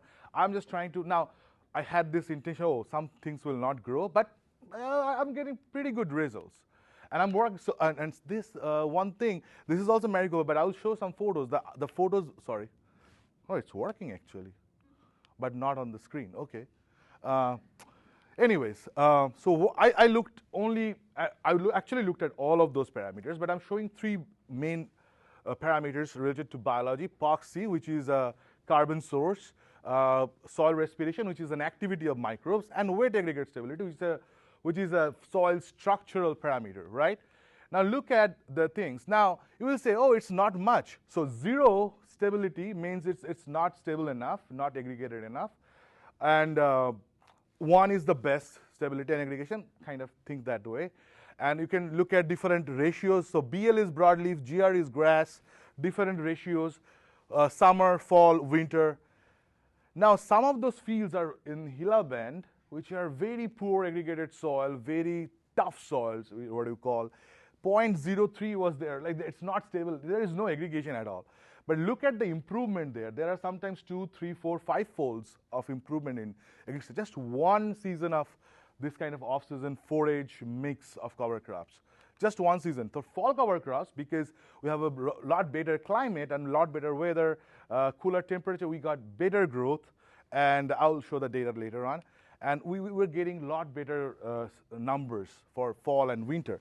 Summer is still tough, but we're seeing very good progress. And I have more data from coming this year. We have enzyme data and biological data. We are working on it right now. Next year, I'll show them for sure. This is my selling point. I'm not selling cover crop as a soil health deal. It's a side business. Main business is, can you find an alternative feed that people can buy or sell? I have a grower. He has contract with a dairyman. They will pay the price they pay for barley. The cheapest, I think, that's barley. So it's not a lot of money right now. But I looked at the values, right? And at the bottom, you have kind of average values of alfalfa and barley hay. The quality of parameters, the protein, digestible nutrient, RFV, relative feed value and feed quality, biomass, and water use. That's my selling point. Sometimes you don't have water for alfalfa. Sometimes you don't have water for corn. But maybe you can still grow something with the water budget that you have left, a tiny bit of thing. It's a burger. It's not a full meal, right? So that's what I'm talking about. Very less water use, because the crops we are choosing, they are actually what, like sunhemp, sesbania. I mean, they can grow, they can produce a lot of biomass and still give you some good feed quality because they're legumes, they have nitrogen content and stuff like that. So that's my selling point. This is what I go and check with growers, and some growers I work with, they have relatives in Wisconsin and Iowa, they don't trust. I know they don't trust. I mean, but yeah, and I don't trust it because it's 1 year data, 1.5 year data. We have second year data coming. When we see this happening over and over and over, then I think I'll have more trust. And we have a publication on that explaining all different things that we measure here. Now, these are so I think I'm almost there, but I'll leave you with some updates, something that I'm doing right now. And if you're interested, give me a call, text, email. We can collaborate on things. So this is one of my projects working with the grower. Now he has a 4-year-old alfalfa stand, which is very thinned out. It's in November, December. That was his land. He was like, should I get rid of it? Should I grow a new crop? Or I said, okay, can you give me some land? I said, yeah, this is all yours, experiment. So what we did, we went and put in some grass mixes on top of this stand. So we had to roughen up the surface, like disturb the soil a little bit, otherwise we couldn't grow it. And we put there, so this photo is from January 2nd week, the second one. This is end of January. This is it right now, 2 weeks ago, early February. So now he didn't have a good alfalfa stand to kind of harvest it properly. Now he has something, not like alfalfa, but at least something a lot better than that alfalfa that I showed you. So this is something I'm working on. We are playing with different seed rates, different species and stuff like that. Like how, because alfalfa is our major crop in many places, so how we can use the older alfalfa stands. This is another area. I'm sorry we're in Yuma, I know that, but I wanted to say that some concepts like intercropping or intercropping cover crops. The last one was from California, but these two are Arizona. People are growing cover crops in the alleyways. So it's about not leaving enough open surface. The soil armor that Jerry talked about in the beginning. You cannot keep open soil surface. You cannot keep bare soil surface, figuring out a way. And most of us figured out it, but if we can minimize this time when we have this bare surface, that would be great. And this is a sensor we work with. We are measuring carbon dioxide with a $300 worth now. We're working with patenting. We can measure the difference between soil health management versus no soil health management, like cover crop versus fallow and cotton. We measure a lot high carbon dioxide emission over a certain limit, so that gives me a sense. High is not better always, so we have to find the threshold where we want to keep our carbon dioxide emission. And this is from soil, not from the canopy. We have a publication. Now we are also working on, we got funded with the USDA funding, and Texas is the lead, Texas A&M. We're looking at cover crops before cotton with fallow. We will be comparing this year. So the main plot will be in Maricopa, but any grower, if you're interested, you grow cotton, let me know. We can work. We will be looking at all these different things. We have an irrigation management project. DIL Chica is working on it. Here there are soil amendments, different irrigation method, different treatments. I am looking at soil health because minimizing water input will not always give you the soil health scenario that you want. You might have to deal with salt and other things because water is important. Just minimizing it would not cut the case, right? So we're working on it. It just started. We're setting up the ground, and soon data is coming. We have a biofertilizer trial on cotton funded by Arizona Cotton Growers Association. It will also be in Maricopa. If you're working on a product that has biologicals into it, please contact me. We might incorporate your product into our trial this summer. So just contact me as soon as possible. I do a lot of extension and outreach, as you know, and thank you everyone who partner with me because I don't do anything. I steal ideas, and then I write on a paper, and I get money. So that's what I do, and thank you for all those people that let me steal their ideas. And these are my team. Without them, nothing can happen. Now I'm here talking, they're working, getting me the data. So these are the best people on earth. I mean, I cannot thank them enough. They cannot come with me just because they're probably sampling somewhere today. So thanks to them, and thank you everyone for listening to me. So Luisa, yeah, go ahead. Yeah, I actually have a question. Sure, go ahead. Will you guys evaluate like antagonistic properties of cover crops towards like soil pathogens? I mean, yeah, we do. But I do not have any data to share right now, if that makes sense. To share 1 year data is tricky because sometimes you measure stuff that is not real. But we are measuring, some of those. By the way, let me introduce Luisa. She actually drove from Tucson this morning. Okay, so that's a big achievement for us to have her. She will talk about biology, and she's working with soil biology and building different new protocols, innovative technologies to measure soil biological components, functions. So she will go over. So I had a conversation with her. So I said, you know, Luisa, biology is so large. If you can just start with explaining some of those things, what we talk about in our scientists, nerd scientists, if you can explain them, thinking about, because she teaches classes, so like, think about we are all your students and just teach us what soil biology means.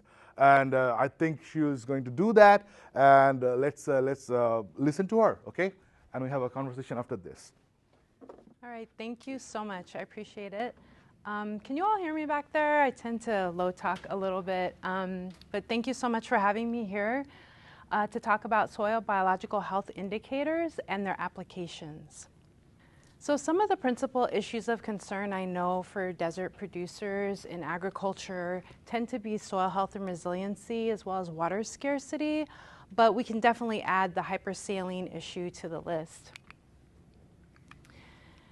In the discussion of soil health indicators, as Joey put it earlier, the U.S. Soil Health Institute, which was founded in 2016, put forth a list of Tier 1 soil health indicators in 2018. But most of these are physical and chemical indicators, rather. Very few are biological, and they tend to be less studied. Therefore, we need to have more research dollars put towards biological indicators so that we can increase their acceptance as reliable barometers for soil health. So getting back to the U.S. Soil Health Institute, which is really interesting that they're out east. They don't have to deal with issues relating to organic matter and some of the issues we have to deal with here in the desert Southwest. But they put forth these Tier 1 indicators. And for them, from their perspective, these are indicators of soil health that effectively demonstrate it, but also can be defined regionally and among soil groupings nationwide. But we'll have to see how readily these would apply here in the desert Southwest. Here's just a quick snapshot of those indicators that they put forth. As you can see, most of them are physical and chemical in nature. Physical indicators, including some of the classically studied indicators such as texture and bulk density, which are really vital and important for soil health, as well as some of the chemical indicators like pH and cation exchange capacity. But when we look to the biological indicators, of course, top of the list, we see crop yield. A good, healthy soil is going to produce luscious crops that are nutritious, and they're going to consistently produce these crops year after year. We also see soil organic carbon, which is vital. And the last two, nitrogen and carbon mineralization, which are those processes by which organic forms of these chemistries are converted to inorganic forms. These are principally microbiological processes, but these are the only two on the list that are really related to the microbiology of soil. So once again, just to show, these are actually pictures from Arizona. Crop yields, it makes sense that that's at the top of the list because once again, we want our soils to produce vibrant crops consistently that are nutritious and tasty to eat that people are going to want to buy year after year. So this is definitely an important biological parameter of soil health for sure. However, when we think about soil health, the perspectives have really evolved over the decades. Back in the 1990s, when the term soil health really started coming to the fore, it used to be soil quality, then it became more soil health. It really was about the role of macrobiota, including plants, as well as the microbiology of soils, to contribute to productive agriculture. But now it's seen as the holistic understanding of soil as this vital and living ecosystem. So I think people are trying to see things from a much bigger picture.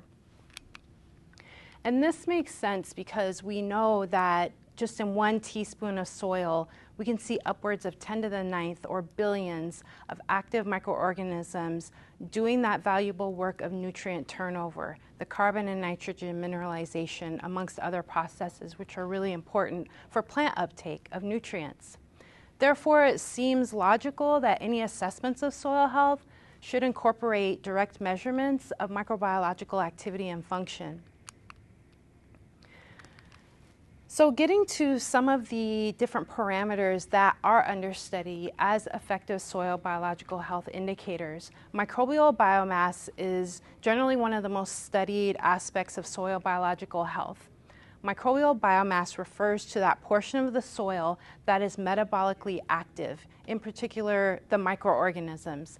And when I say metabolically active, that means that they are utilizing organic carbon as a food source, oxygen as a terminal electron acceptor, converting to CO2 in the process, and just being really active and vibrant to produce nutrients for plant uptake. However, for biomass, there's no universally accepted or standardized method, and this was mentioned earlier. People are just kind of going rogue and doing things how they think it should be done, especially in academia. One of the tried and true methods, and a lot of my colleagues who are more geneticists really frown upon a lot of these old school classical culture-based techniques, but they're really valuable for a long time. They were providing information to us. Aerobic plate counts, very old school method by which a sample of soil undergoes dilutions, and then we just literally plate onto an agarose medium so that we can quantify culturable microorganisms present in soil. And this is an example of a plate here. We see the sheer diversity of colony morphologies present on this plate, which gives us an idea as to the culturable microbial diversity present in soils. However, there's some pros and cons to this old school approach. One pro is that you can quantify these culturable microorganisms utilizing a growth medium, and therefore calculate number of viable cells per gram on a wet or dry weight basis of soil. And that's great. Gives you some idea as to what's occurring in the soils, what's growing, what's active. However, we do know that greater than 90%, and some would say 99%, of soil bacteria especially tend to be in a viable but non-culturable state. So this technique is not going to allow for those microorganisms to grow. And there are various reasons for that. One is because they tend to be picky. They may not like some of the nutrients present in this agar, and so they're just not going to grow. Alternately, they might require a much more extended incubation period than 5 to 7 days. I've done some growth studies where you're seeing new colonies develop after 30 days. So some just have really slow doubling times. Another method to assess microbial biomass that's a lot more looks at the community in total is direct microscopy. And direct microscopy allows for the visualization of all of the different cell types, including living, dormant, and dead cells. Okay, so it's not going to just select for the viable culturable cell component. The use of different stains with the microscopy can help differentiate between those that are living, dormant, and dead. However, you got to have a decent amount of expertise with microscopy and the use of some of these stains to be able to properly visualize the bacteria that are present. As well, just with these micrographs that are present here, we see a lot of soil mineral particles that are there as well. So it takes a trained eye to differentiate these materials and to properly extract cells if that's the mode of action. Now we go to the genomics techniques, which are becoming much more practiced, especially in academia, but also in collaboration with producers as well. A couple of the principal techniques, the one at the top of the list is a little bit more tried and true. It's the 16S ribosomal RNA PCR reaction that allows us just to assess bacterial diversity. So how diverse are our soils in terms of their microbial and bacterial populations? There are also 18S and ITS sequencing available for fungi in particular as well. But more recently, shotgun metagenomics have been utilized that allows for the simultaneous targeting of thousands of microorganisms at once. So you can get a true community assessment for your soils. To generate outputs such as this. So this is essentially the type of outputs you would see from a metagenomics study. I borrowed this from a paper. They were looking at the impacts of different soil amendments. They had a couple of control soils. So down here are all of the different categories of the different bacterial agents that they were looking for. and they have the baseline values, but with the different amendments, you see these shifts in populations. Certain populations being selected for given the nutrient amendments, certain ones being suppressed. And so this type of assessment, these omics techniques, can allow for a much more larger, bigger picture understanding of what's happening to the communities. So what are some of the advantages of utilizing a technique such as these omics techniques? Well, they tend to be very comprehensive. Once again, they're going to target all of the microorganisms present in the soil as opposed to selecting like the plate counts would, okay? A lot of information tends to be generated with these methods, which is great, right? Well, some would say not so much. It really is vital when utilizing these approaches to go into these studies already having your questions in mind, because if you end up with a massive pile of data and you start trying to just look for trends, you can be looking at data for 10 years, just looking for trends as opposed to going in with really targeted questions. And it requires a lot of computing power and software that's needed for the analysis and a lot of expertise as well. So it's not necessarily user-friendly yet for growers in the field. Soil microbial activity is another really important area, and this is an area I've been working in for several years now. It started with the USDA NIFA grant, and previous to that we were doing a lot of work just looking at microbial metabolic activity. All living cells produce a substance called adenosine triphosphate, or ATP.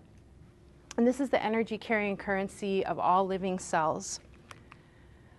What we know is that high levels of this material means that you're going to have higher levels of active microorganisms in your soil and greater numbers of active microbes. This will mean higher rates of mineralization of carbon and nitrogen, okay?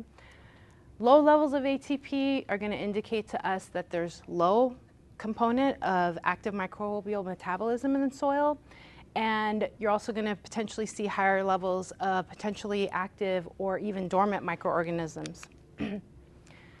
Given some of the studies that we've done, what we have found is that this method can be used to assess the influence of wetting and drying cycles, most importantly termed as water stress, on the metabolic activity of soil microbes. You've generated some really interesting data to try to apply this work towards that.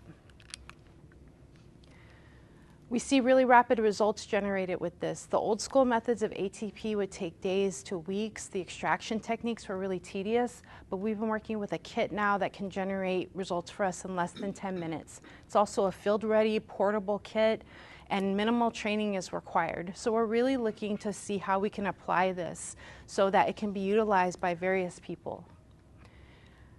What we need to do, however, is we need to develop indices that are unique to the soils of Arizona, to aerosols, because the results we might get in another location, such as Iowa or the Midwest, could be completely different than here.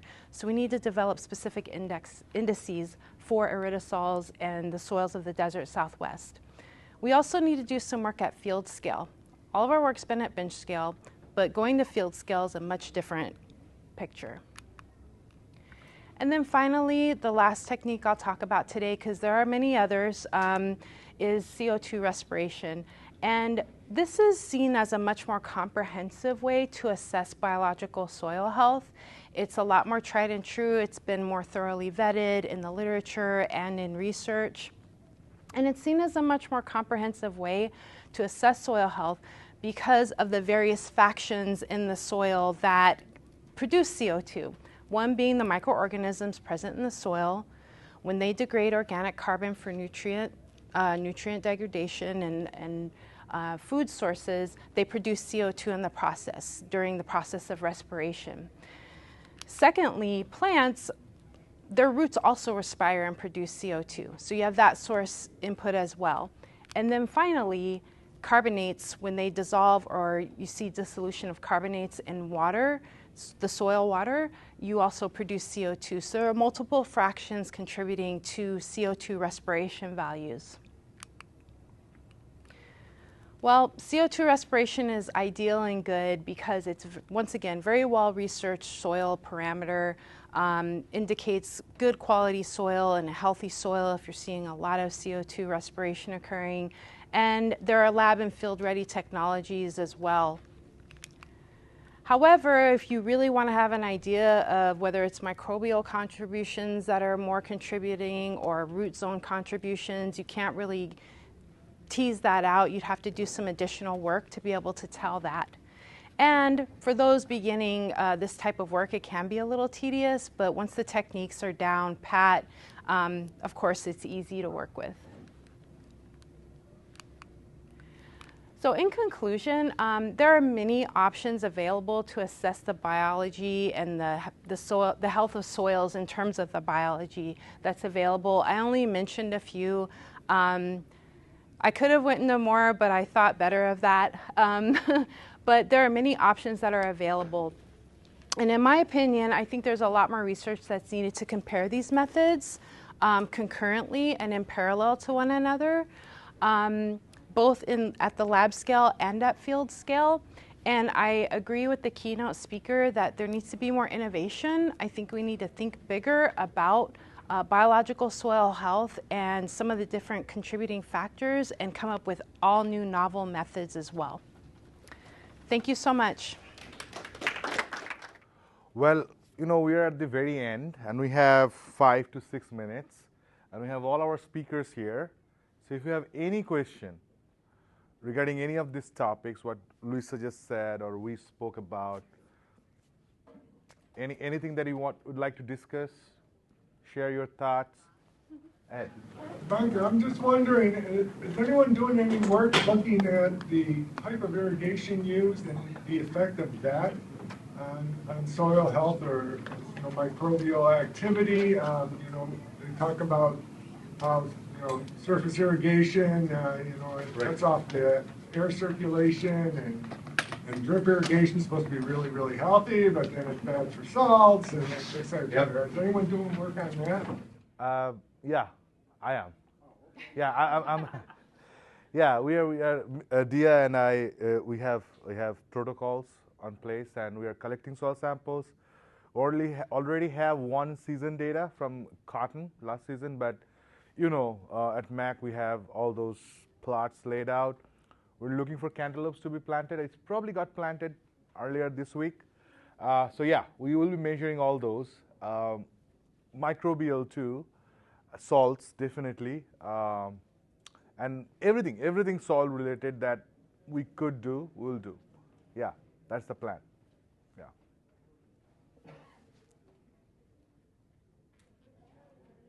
Anything else? Yes. Question. So, Luisa, your work with the University of Arizona, what are you studying specifically? Like, do you have a favorite method that you use a lot, or what? Yeah, so I've been working principally with the ATP method.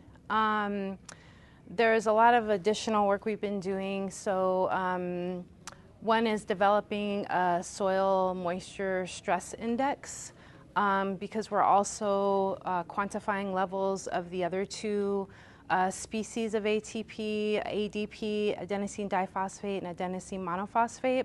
And varying levels of each of those are indicative of whether a given community of cells are in a more dormant state or a lower state of metabolic activity. And so what we've seen when we stress our soils moisture-wise, when we wet our soils to fill capacity and then we dry them purposefully over time, we're seeing an increase in stress index levels for our soils. I wasn't sure if I'd have enough time. I didn't show any of that information, but we have been doing a lot of that work to see the impacts and the use of this kit to give us those results really quickly, like within 15 to 20 minutes. And so I think that can be really valuable for locations such as Yuma or any location in Arizona where we have water scarcity or water stress issues, or we're looking to convert desert land into arable land. Just the addition of water, is that effective in activating those communities? Do they require any other amendments except some moisture? I think there is a lot to be said for what was stated earlier, that perhaps really what's needed is to just focus on the soil, the health of the communities that are there, as opposed to throwing everything at these soils. They may not require it. It might be minimal additions that might be needed, only to help facilitate the resurgence of their metabolic activity in real time. So that's some work that I've been doing at the U of A. Yeah. What is the correlation between microbial activity and soil biomass? Microbial biomass and soil activity? Well, I think it really depends on, what's occurring, right? So total biomass and like how you're measuring it. So if you are doing the assessment of the direct microscopy, for example, and you're looking at the total community, you're looking at all of the cells under the microscope, and say you're utilizing some differential stains to be able to tell which ones are dead, which ones are dormant, and which ones are viable. Haven't done any parallel studies to really definitively determine that, but that is something that I'm wanting to do for sure. But I think it depends on the type of microbial biomass assessment that you're doing, coupled with whatever other study you're doing. But we'd have to really see. I'm really interested in doing that, actually. So hence the hunt for the funding. Yeah.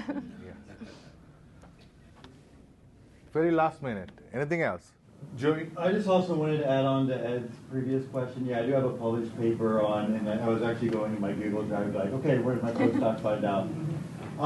Drip versus flood, I think it's a really important question. We found that drip tends to accumulate more soil organic carbon because you're not watering it as much, and it kind of preserves that slower decomposition.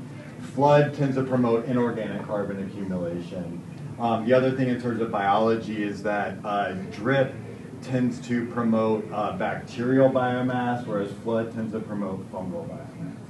So there's interesting patterns. So I do have that published paper on that. Right. And that's probably your hypothesis too. Like, you probably guessed that would happen, right? I never know. The more I study soil, the more I don't know what's going on. I'm not surprised. Yeah. Well, Tiffany, you have something to say? You want to get in the lunch line, go out this door. Thank you, everyone. Thank you for being here. You've been great, audience. Thank you.